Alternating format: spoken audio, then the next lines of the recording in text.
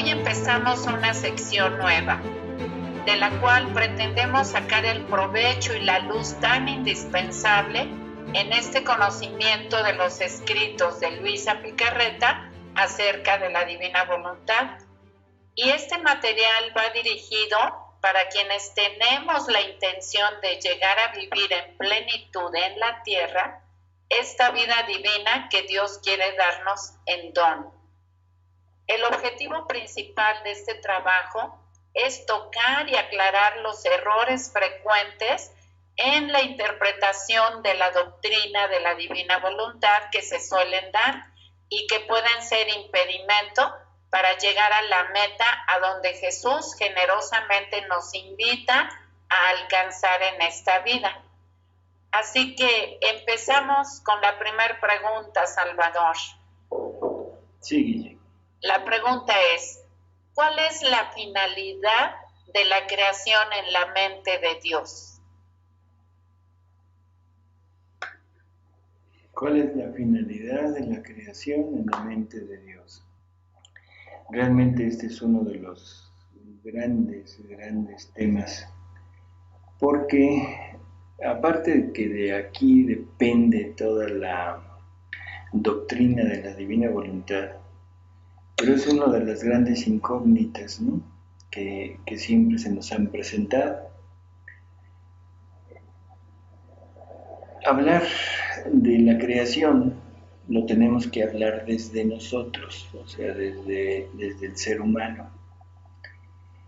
Y para entender la creación, pues primero debo entenderme a mí, ¿de acuerdo? Hemos pensado mucho, hablado mucho sobre quién es el hombre, o sea, hemos llegado a analizarnos a nosotros mismos, pero siempre desde dos puntos de vista, o sea, una dimensión de naturaleza animal, que es la que tenemos a nuestro alcance de sentidos, y una dimensión de tipo psicológico, o sea, nuestro comportamiento, el funcionamiento de nuestra psique, de nuestro cerebro, ¿sí? Sin embargo, nuestra propia experiencia, nuestra propia integridad, en fin, nos habla de que hay algo más, ¿sí? Que hay algo más adentro de nosotros, pero que está manifiesto en todo nuestro ser, pero que no lo podemos encerrar dentro de esto. La Iglesia nos habla de una tercera dimensión del hombre, que es la dimensión espiritual, y de aquí nos ya nos abre una perspectiva diferente. Entonces, creo que esto hay que empezarlo a entender así, o sea, el hombre tiene tres dimensiones en sí mismo, tres naturalezas, por decirlo. Una naturaleza animal que prácticamente es tangible a nosotros. Una naturaleza, no sé cómo llamarla, vamos a decir, pensante, en que la encerramos, o sea, nuestros pensamientos, nuestros sentimientos, nuestras actitudes, todo, pero lo encerramos todo como un funcionamiento de nuestro cerebro. Y por último, tenemos una naturaleza que nos dice la Iglesia y que nosotros sentimos en nuestro interior, que es una naturaleza espiritual dirigida hacia un ser creador, hacia un Dios, para hablarlo en palabras de personas creyentes, ¿no? Entonces, en definitivo, si el hombre, para el hombre quiere entender el universo, quiere entender la creación, primero deberá entenderse él. Ahora, estudiando al hombre, podremos entenderlo, o lo podríamos estudiar mejor tratando de ver cuál es la finalidad del hombre. O sea, ya vimos que la primera de estudiarlo en sí mismo no nos ha llevado a una conclusión. Bueno, entonces podríamos analizar al hombre tratando de conocer su finalidad, ¿sí? Si el hombre fuera por sí mismo, o sea, fuera un ser que no tuviera un origen de otro ser, entonces sería muy difícil poder entender la finalidad. Pero como nosotros creemos en Dios, somos católicos, no nos vamos a meter en demostrar la existencia de Dios. Claro. O sea, entonces nos vamos a ir definitivamente hacia un ser creador, hacia este Dios en el cual creemos. Dios es un ser inteligente, Guille. Él nos crea, o sea, un ser inteligente es el creador de nosotros y de todo el universo, ¿sí? Así es. Por lo tanto, debe tener una finalidad para obrar. O sea, no podemos pensar en un Dios que obra sin ninguna finalidad. Así que nuestra finalidad, o sea, vamos a centrarla. Vamos a centrarnos, mejor dicho, en buscar nuestra finalidad, ¿sí? Sí. Y para eso tenemos que preguntarnos, ¿para qué me crearon? No es qué finalidad descubro yo, sino preguntarle a Dios cuál es la finalidad para la cual me creó. Entonces, si ya tenemos este preámbulo, este inicio, en que el hombre, nosotros como criaturas, vamos a tratar de entender el universo, tenemos que empezarnos a entender desde nosotros. Así Ahora, es. La finalidad, ¿para quién será, Guille? ¿Para el hombre o para Dios? Si Dios es creador y el hombre es criatura, forzosamente debemos entender que el hombre fue criado con una finalidad y que no puede centrarse en él mismo. Claro. Sino que fue creado para el creador. Así es. ¿Sí? Entonces, forzosamente debemos entender que la finalidad de la creación del hombre y del universo debe ser para Dios. Bueno, si ya tengo esto, entonces vamos a empezar a investigar un poquito. Primero, las verdades conocidas en el Catecismo de la Iglesia Católica. En el número 759 dice: el Padre Eterno creó el mundo por una decisión libre y misteriosa de su sabiduría y bondad.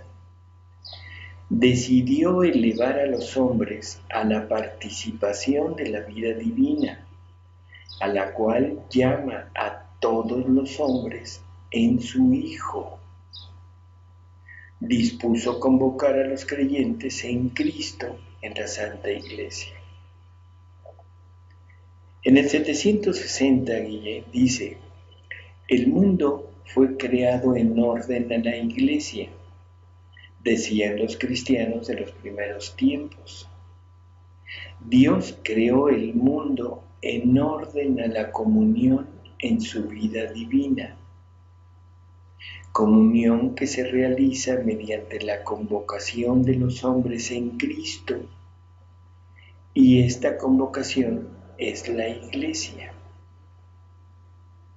Así que, de acuerdo al catecismo, o sea, ya en estos dos puntos, tenemos ya muy clara la finalidad de Dios al crearnos, que es la participación de su vida divina. ¿Sí? Sí. Entonces, esto concuerda totalmente con la segunda carta de San Pedro, en donde él dice que también por él mismo, o sea, por Jesús, nos ha dado Dios las grandes y preciosas gracias que había prometido para hacernos partícipes por medio de estas mismas gracias de la naturaleza divina. Entonces, todo esto, Guille, nos lleva prácticamente a una misma finalidad, que de alguna manera Dios quería participar al hombre de sus prerrogativas, quería compartir con alguien todo lo que era de él, ¿de acuerdo? Sí. O sea, como que ahí vemos ya reflejada la finalidad de Dios al crearnos. Pero hay un pequeño punto que no está muy claro. Todo esto es en Cristo. Todo esto es en Jesús. Si te fijaste, siempre dice Jesús en Cristo. Sí. ¿De acuerdo? Bueno, ¿y esto cómo podrá ser verídico, Guille? Si sabemos, se nos ha dicho, que la venida de la encarnación del Verbo fue debida al pecado original. ¿Cómo puede ser que esto sea una realidad si nos dicen que el Verbo eterno se humilló, vamos a decirlo así, a tomar una naturaleza humana? ¿Sí me explicó lo que estoy queriendo decir? Sí, cómo no. Y también tal vez otra de lo hiciste inferior a los ángeles, al hombre. Ándale, lo hiciste un poco inferior, ¿sí?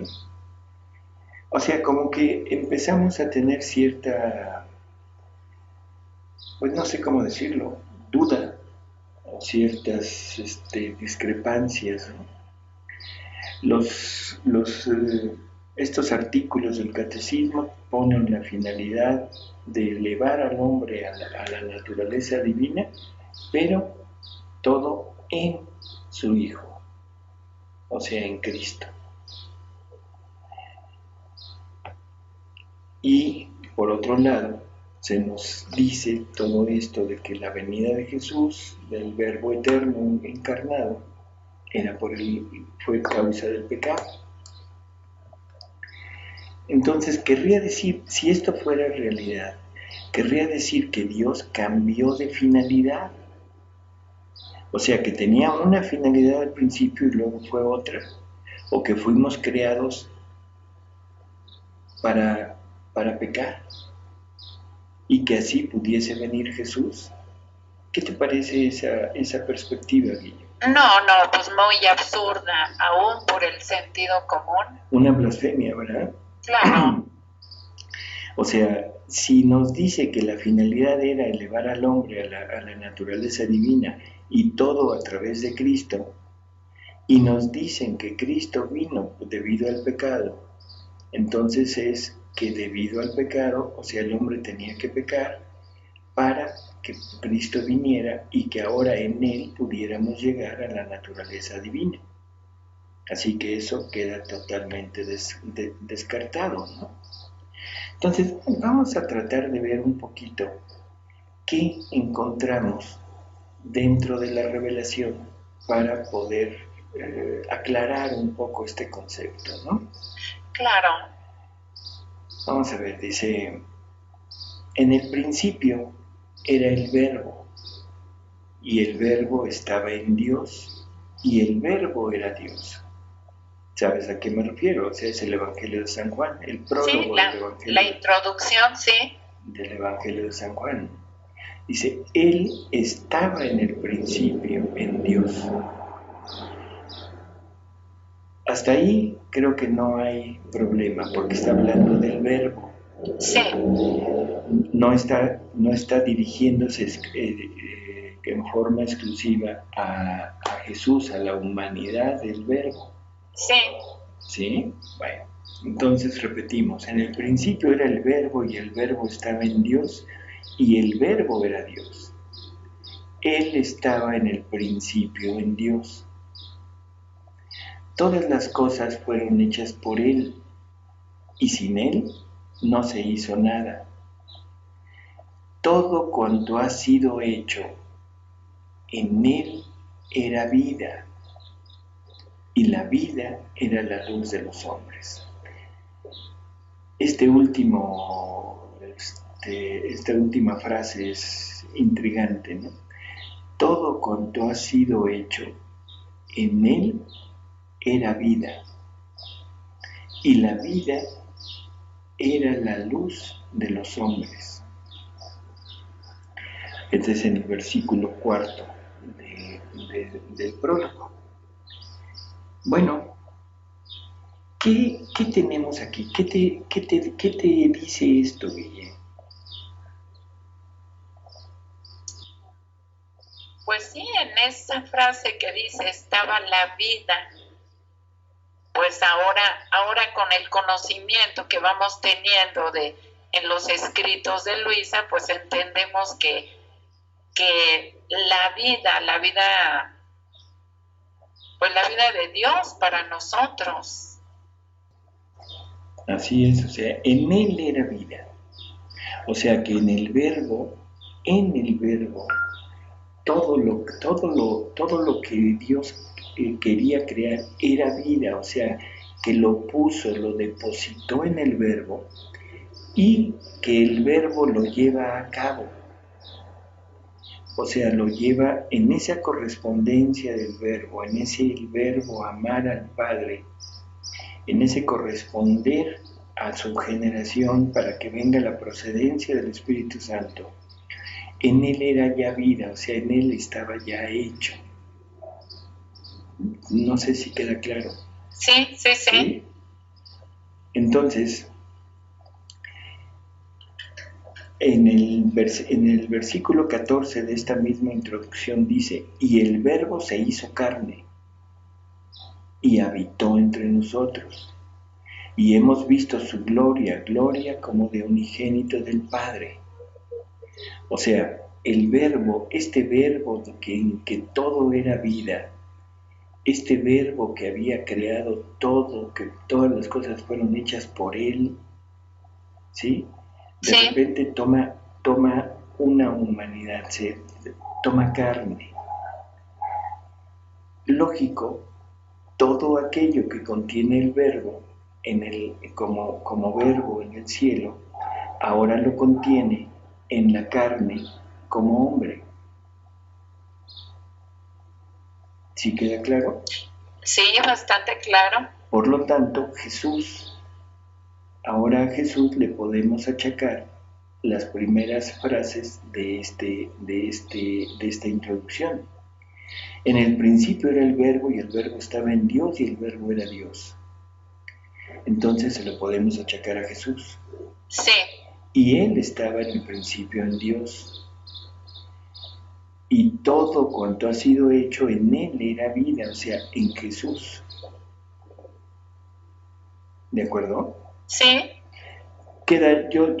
Yo sé que queda un poquito como oscuro, pero vamos a seguir leyendo y se va a ir aclarando poco a poco.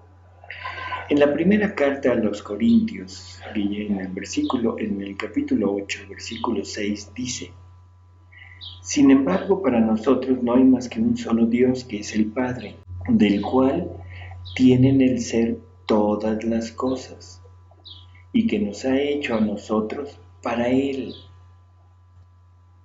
Para Él.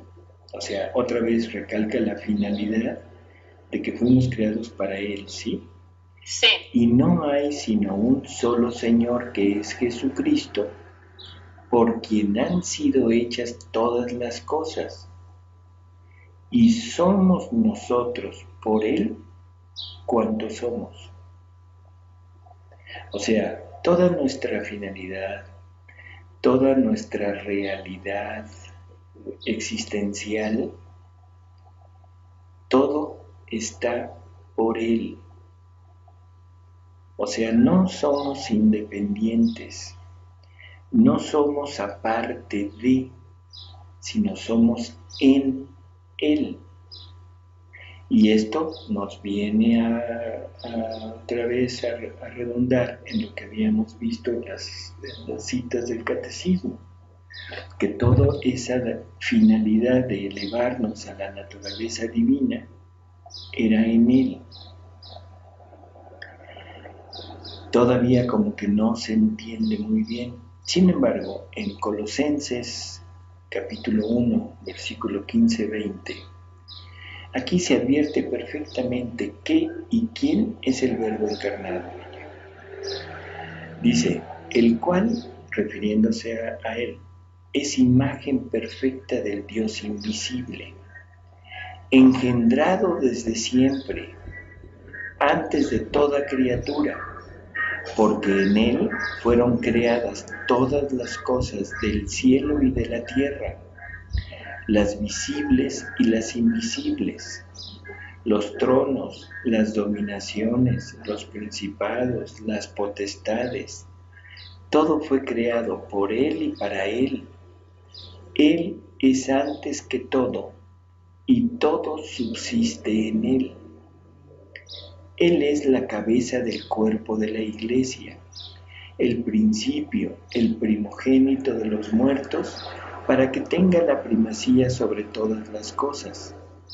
Y plugo al Padre que en Él habitase toda la plenitud. Leyendo esto, Guille, y poniendo la atención en la finalidad que Dios tuvo al crearnos según el catecismo, no se puede pensar otra cosa sino que Jesús es la causa de la creación. Así es. Porque todos fuimos creados en Él, para Él, por Él, ¿sí? Él es el primogénito de todas las cosas, del cielo y de la tierra, visibles, invisibles, tronos, dominaciones, principados. Ahí se está refiriendo a los ángeles, sí. Potestades. O sea que no nada más en la creación material, sino también la creación espiritual, ¿sí? Entonces todo fue creado por Él y para Él. Él es antes que todo y todo subsiste en Él. ¿Qué quiere decir subsistir? Está en Él, que Él es la base de la existencia de todo lo creado, ¿de acuerdo?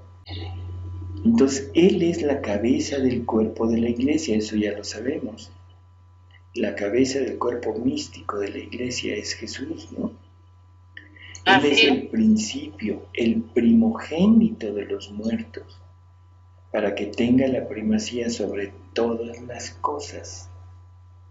Y le pareció bien al Padre que en Él habitase toda la plenitud.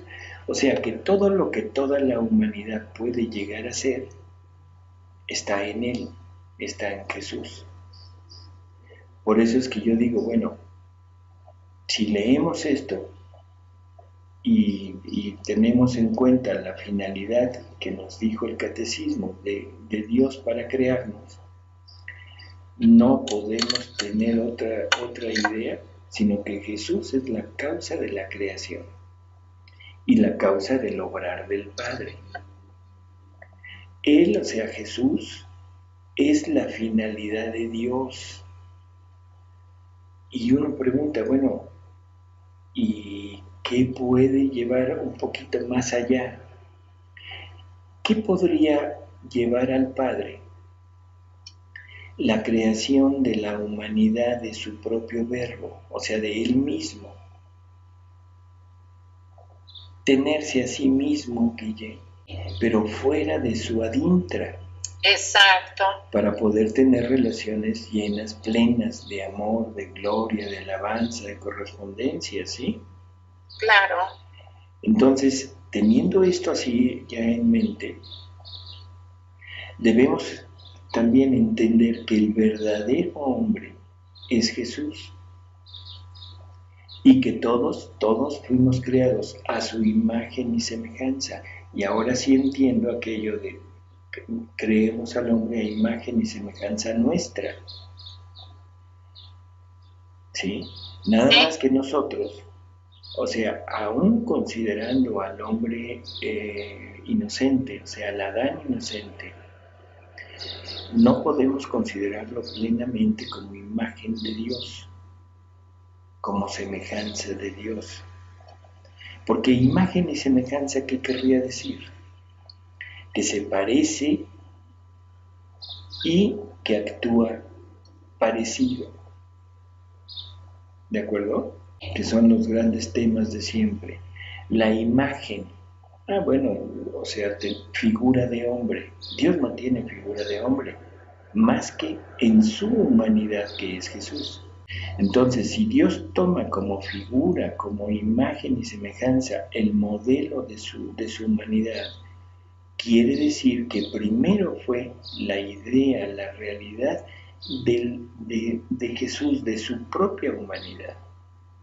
Y de ella toma el modelo para todos nosotros. Así que, en términos generales, fuimos creados a imagen y semejanza de Jesús.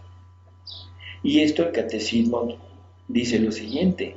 En el 1701 dice: Cristo, el nuevo Adán, en la misma revelación del misterio del Padre y de su amor, manifiesta plenamente el hombre al propio hombre y le descubre la grandeza de su vocación. O sea, ¿quién nos va a manifestar lo que somos? Jesús. Claro. ¿Y cómo puede manifestarme lo que soy si Él toma una humanidad que no era idea de Él?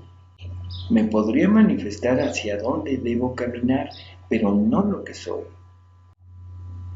Y la grandeza de su vocación, bueno, o sea, llegar a Dios. Entonces, sigue el Catecismo: en Cristo, imagen del Dios invisible, el hombre ha sido creado a imagen y semejanza del Creador. Y ahora sí ya entendí. O sea, Jesús es la imagen del Dios invisible. Y eso lo dice Jesús, ¿te acuerdas? Sí. Tanto tiempo hace que estoy con ustedes y no has visto al Padre. Así es. No se refería a la parte física, se refería al actuar del Padre, a las obras del Padre que se daban en Él, que también lo dijo Él, ¿te acuerdas? En aquello de: ¿ustedes creen que yo he venido a hacer mis obras? Se equivocan. Entonces, con todo esto, Guille, la finalidad del hombre, de la creación en totalidad, ahora ya sabemos dónde buscarla. La debemos buscar en Él, ¿sí? O sea, en Jesús. Y aquí nuevamente el Catecismo nos avala, nos da un punto bueno. En el número 460 dice: el Verbo se encarnó para hacernos partícipes de la naturaleza divina, porque tal es la razón por la que el Verbo se hizo hombre y el Hijo de Dios, Hijo del hombre, para que el hombre, al entrar en comunión con el Verbo y al recibir así la filiación divina, se convirtiera en Hijo de Dios. ¿Sí? Sí. Porque el Hijo de Dios se hizo hombre para hacernos Dios. Y eso suena fabuloso, pero al mismo tiempo terrible. Sí. ¿Verdad? Sí, sí. Terrible porque dice uno blasfemia. Fabuloso porque dice uno: caray, ¿hasta dónde quiere que llegue? Y entonces sí podría yo entender las palabras de Jesús en el Evangelio: sean santos como mi Padre Celestial es santo. No solo harán mis obras, sino aún mayores. ¿De acuerdo? Toda esa serie de citas en el Evangelio que son incomprensibles. Así es. Aquí, en este punto, se nos empieza a aclarar. Así es. ¿Sí?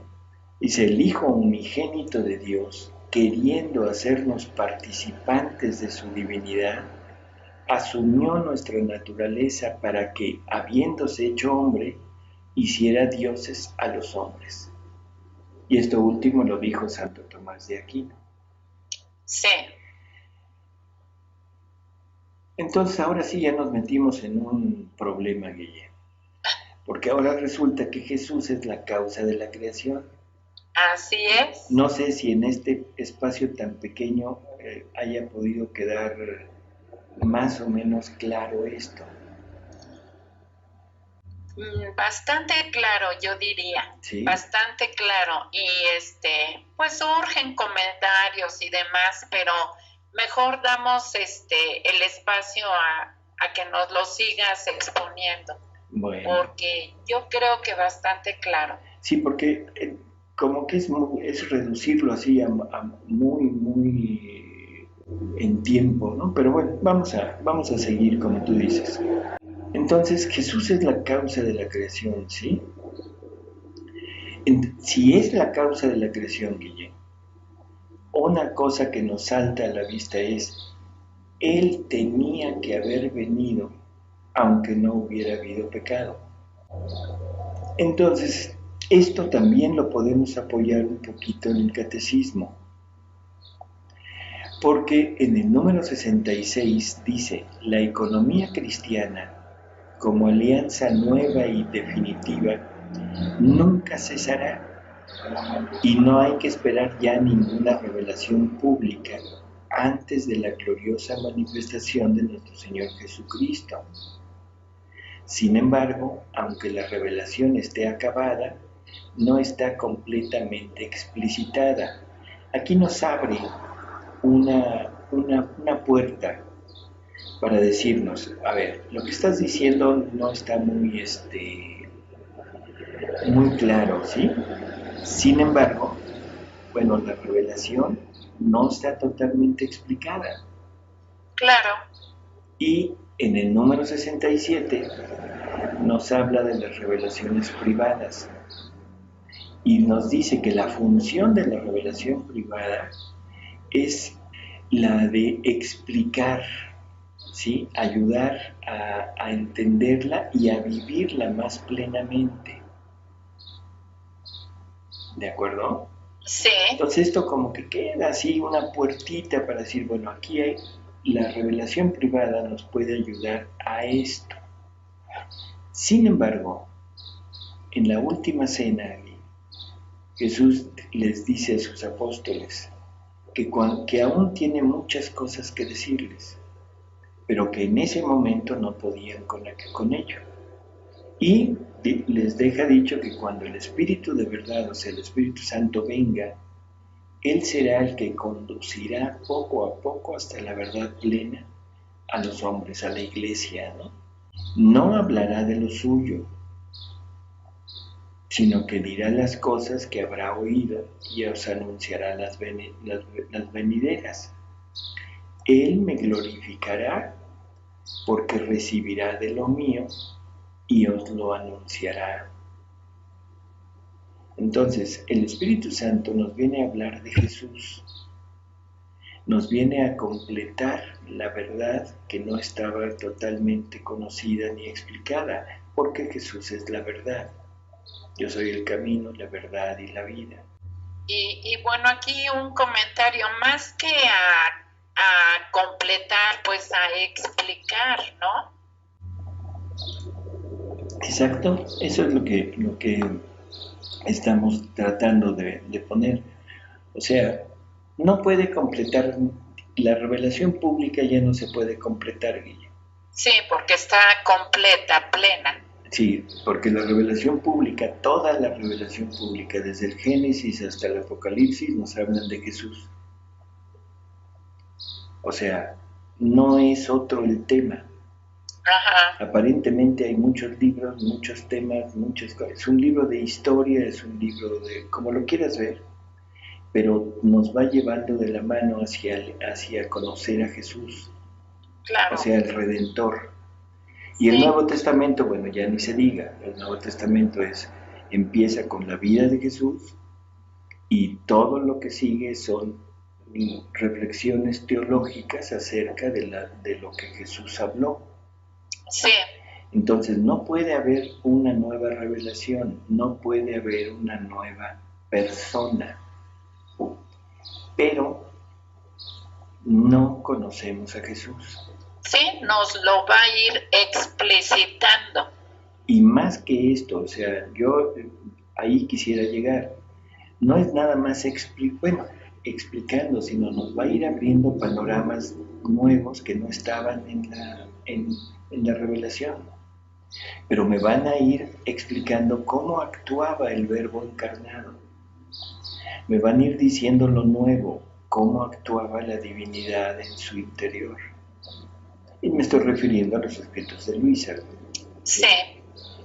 Entonces, toda esta nueva perspectiva es lo que en aquel tiempo Jesús no quiso decir porque no podían con ello. ¿De acuerdo? Claro. Bueno, pero no nos salgamos del tema. Creo que seguimos en la misma línea. Sí. Todo nos lleva a que Jesús es la causa de la creación. Sí.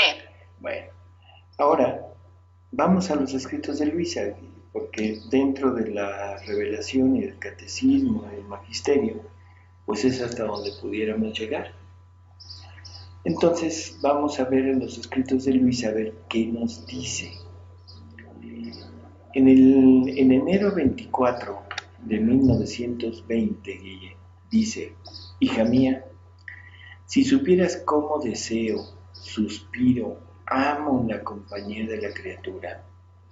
Es tanto que si al crear al hombre dije, no es bueno que el hombre esté solo, hagamos otra criatura que lo asemeje y le haga compañía, a fin de que uno forme la delicia del otro. Estas mismas palabras, antes de crear al hombre, las dije a mi amor. No quiero estar solo, sino quiero a la criatura en mi compañía. Quiero crearla para entretenerme con ella, para compartir con ella todos mis contentos. Con su compañía me desahogaré en el amor. Por eso la hice a mi semejanza y conforme, en fin, sigue hablando, ¿no? Entonces, esta es la causa de toda la creación, Guille. Dios quiere compañía.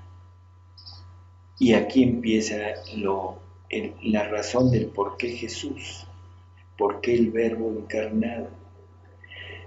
Para tener compañía, Dios requiere que esa compañía sea a la altura de Él.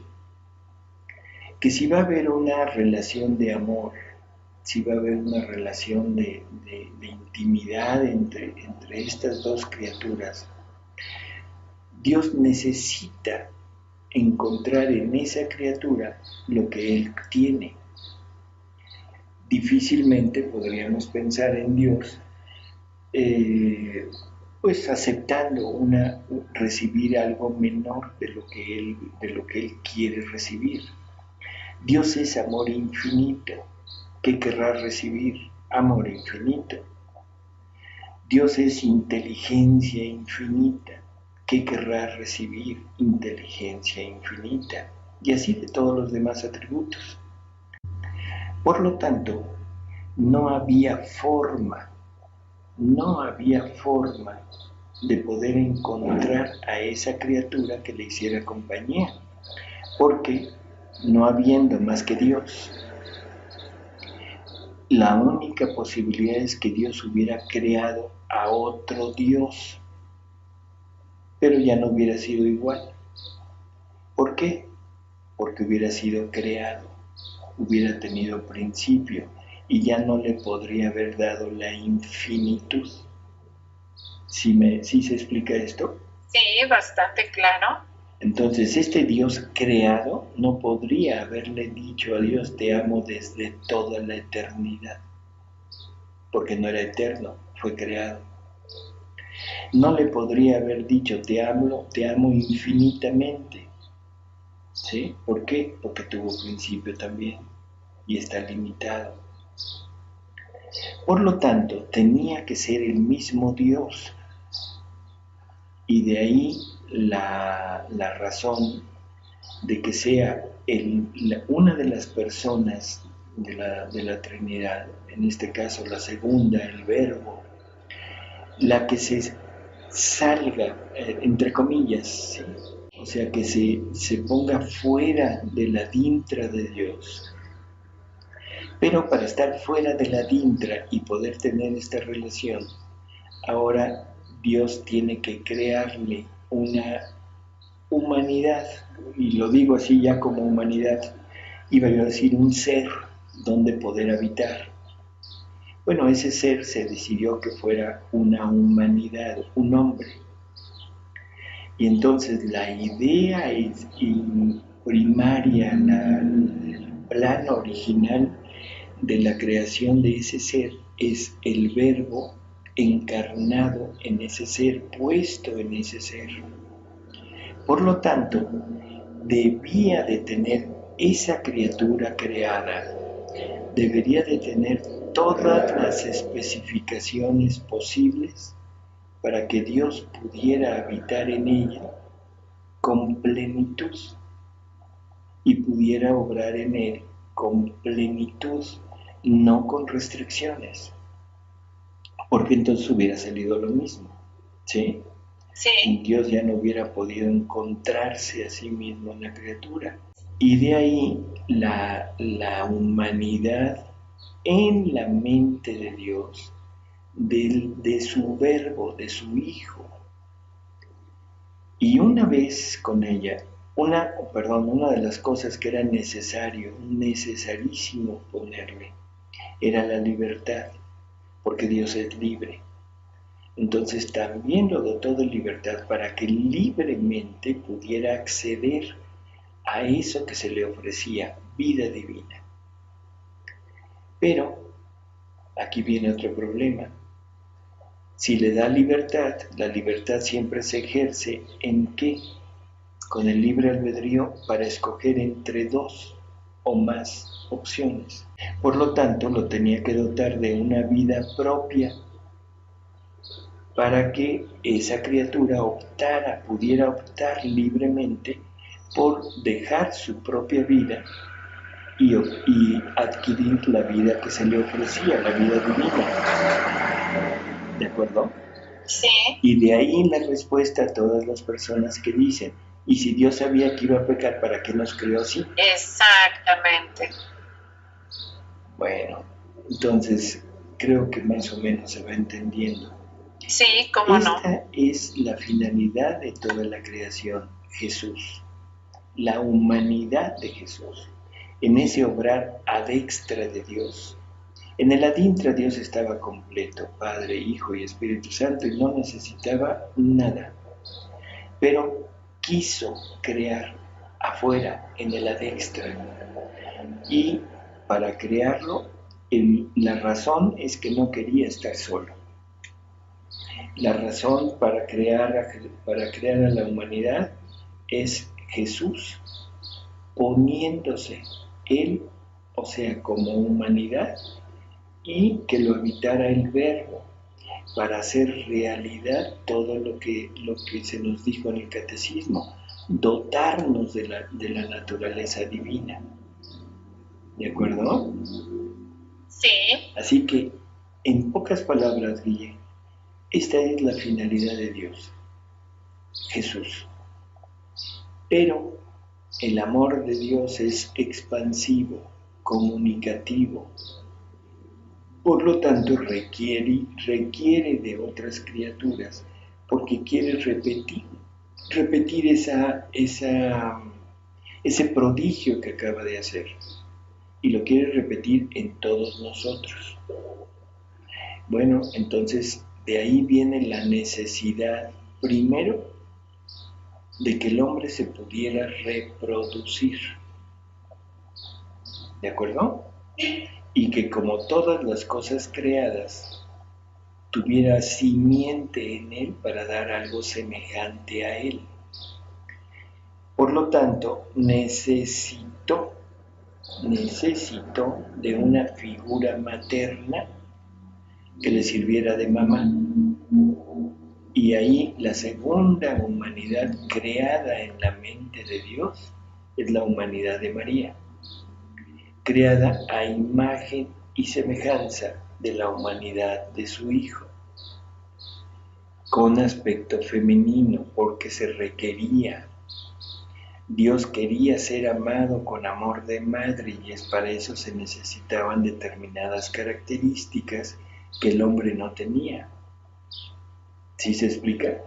Sí, bastante claro. Por lo tanto, aquello de que la mujer fue sacada de Adán es una manera de entender que todo fue creado en Jesús y es una repetición.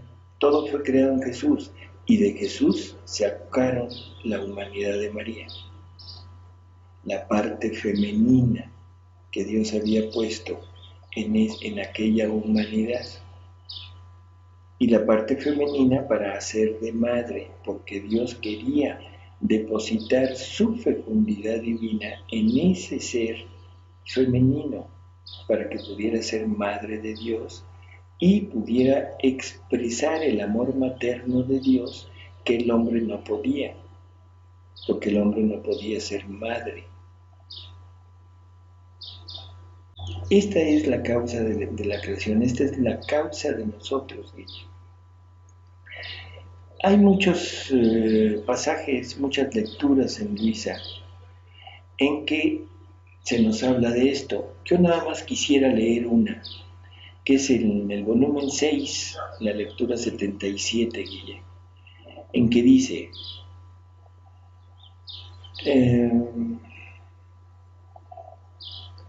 así que si el Verbo no hubiera tomado carne, no habría medio cómo poder unir juntos a Dios y al hombre, porque no habría un modelo.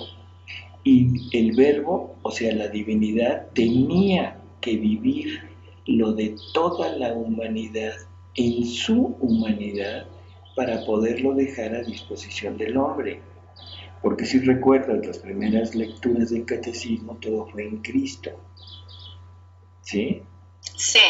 Entonces, todo lo que el hombre puede llegar a vivir de esta comunicación de naturaleza divina, la tuvo que vivir Jesús, la tuvo que tener Jesús para dejarnos la disposición nuestra.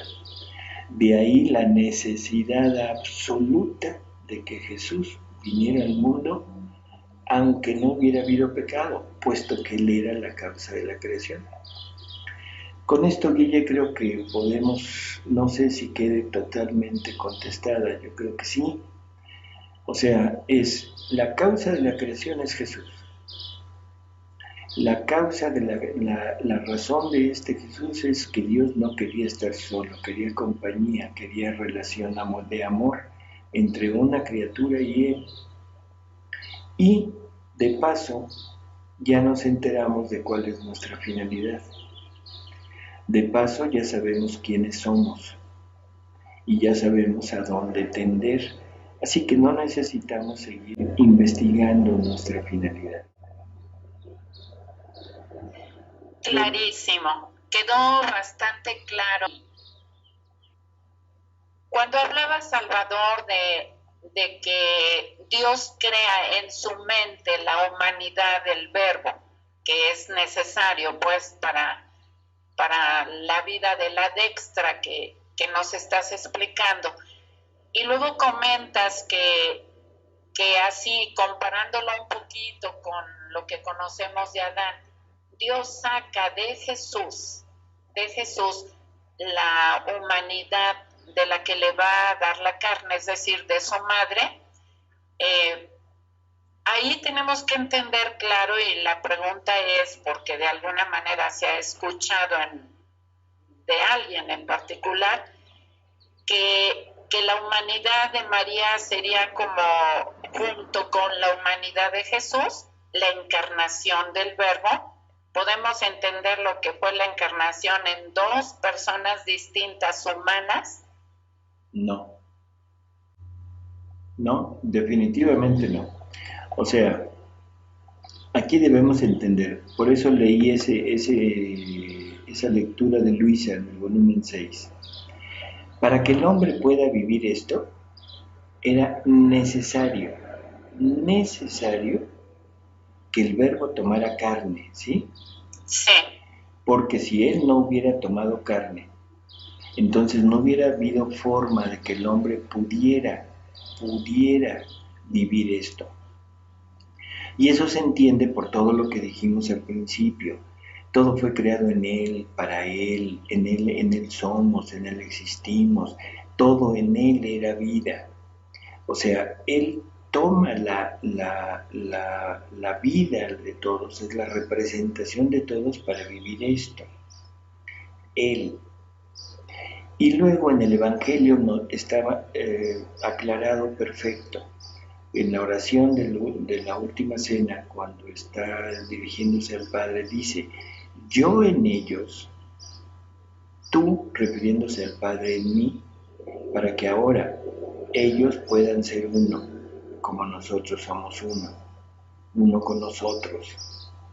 O sea, de aquí en adelante el Verbo es el fundamento de esa vida, y toda aquella persona que quiera vivir esto debe vivir con el Verbo en él, o sea, con Jesús en él. María no es una encarnación del Verbo en María, es un Jesús viviente en María, a través del cual la divinidad está obrante en María.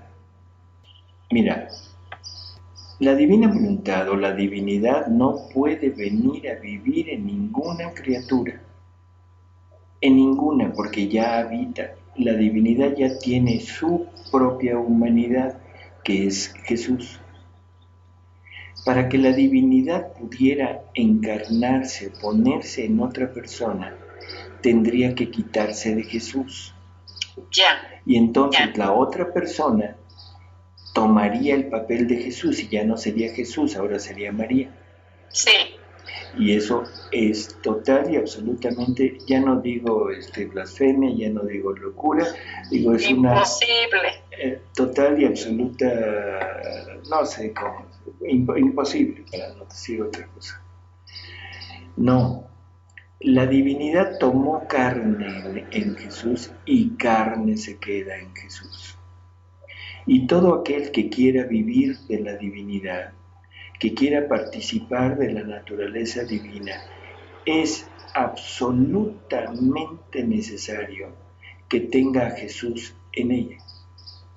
Si no tiene a Jesús en ella, esto es totalmente imposible.